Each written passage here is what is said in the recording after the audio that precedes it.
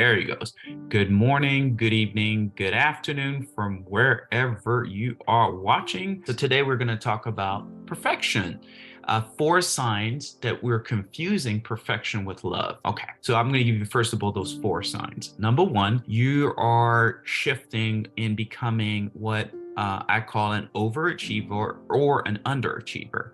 And what's the problem becoming an overachiever? There's nothing wrong with going after things, but when you become an overachiever or an underachiever, there's a fear of not being good enough. And that's that perfection part. It's the fear that our mistake will define us. So we don't want to make mistakes. So we'll keep burning the both ends of the candle, as I say it. Okay, you're going to keep pushing forward, or you're not going to take any risk. Why? Because you're afraid that your mistake will define you. The second thing is that we can't accept our own limitation. That's another thing that we think that, I'm really being great, or I'm being whatever. I'm not going to accept my limitation. Well, that's again driven by not enough, feeling not good enough, feeling that I can't add up. Again, you can't accept your limitation.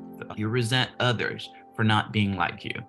So we all have different personalities, and we could say there's strength and there's weakness on those personalities. And if they're not like me, if they don't operate like me, therefore they resent them. So that's a mindset, and that's a sign that you're confusing being loving and perfection. It's interesting because we think that we're being loving when we're trying to shift people to become like us, which is not actually pushes them away. And then the last thing, number 4, is that we try to control other people.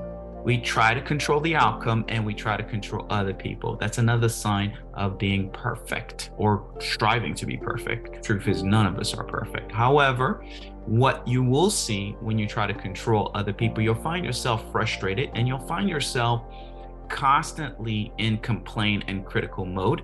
And that, my friend, will have people want to run away from you. They don't want to be around you because they're always going to feel that judgment because they're not perfect enough. And it's exhausting running this perfectionist pattern.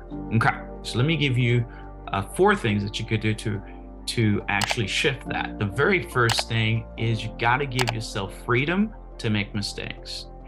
Okay, remember I said don't think that your mistakes defines who you are, but you got to give yourself freedom to be able to make mistakes.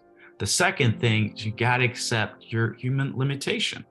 We all are limits. Well, if you keep on going and thinking you don't have a limit, the hospital bed will tell you what your limit is. If not there, then 6 feet under will tell you what your limit was. So you may want to have boundaries with yourself and self-care, and make sure that you understand you do have limitation.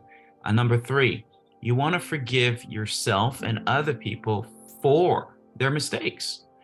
Hear me out. If somebody is hurting you, that's a totally different thing. But if somebody is really trying and they're making mistakes, and especially in the beginning, don't become like this perfectionist parent that if they don't have it right, then you get all frustrated, and then you don't forgive them, you resent them. And I think for me, I had to forgive actually my childhood, my parents, for the lack of perfection. They weren't the way I wanted to be. Now I go all the way back to there because I could see myself projecting that on other people. Like, hey, you're not perfect enough. You're not like me. So therefore, I don't want you to. I mean, it's just this lack of forgiveness. But it starts with yourself, though. It starts with you got to forgive you. You got to forgive you for your mistakes. Okay. Number 4, last thing, you got to release the need to control. Release the need to control and surrender. Release the need to control. What does that mean? Releasing the need to control. Well, you got to delegate. Okay. And sometimes you have to let go. A lot of times we are expecting perfection in a relationship when the person is really showing you, that's who I am. I'm not changing, but yet we're holding on to the need for them to shift and change.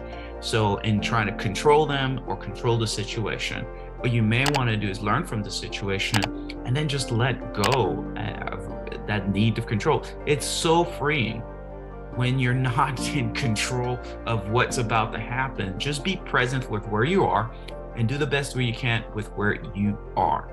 Okay, that's my last point, and I wanted to thank you for watching. Thank you for listening. Please comment and share, and I definitely read all the comments.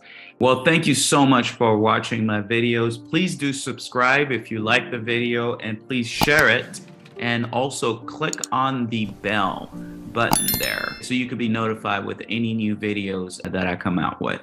Thank you.